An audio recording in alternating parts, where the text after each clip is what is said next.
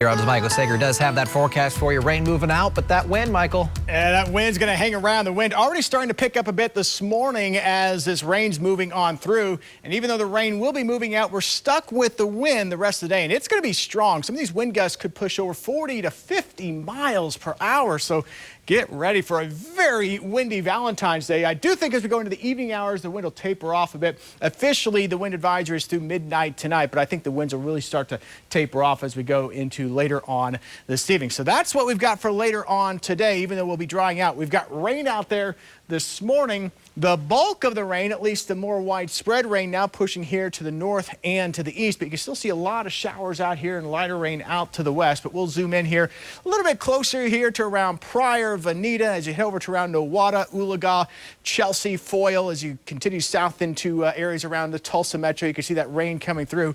And you can see also some rain here, Pawhuska to Hominy, all the way up to around Sedan, Independence, and Coffeyville.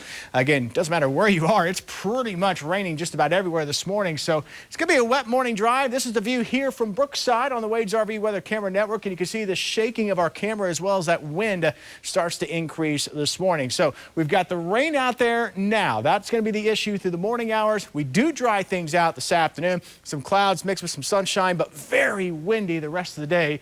Low to mid 60s for those highs this afternoon. We'll clear any clouds out tonight.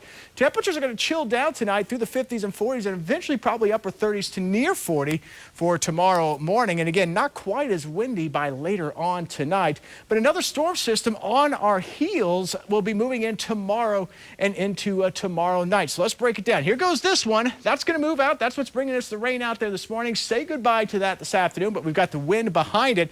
And then the next one comes rolling in already tomorrow afternoon. And out ahead of it, we'll be pulling up some moisture, and we may even get a little bit of severe weather tomorrow evening and tomorrow night, mostly south of I-40, the way it's looking right now, but a wind and hail threat. Tornado threat's not necessarily zero either, so we'll have to watch that tomorrow. Near 70 tomorrow. We're going to chill it down at the end of the week, but the weekend looking good for outdoor plans.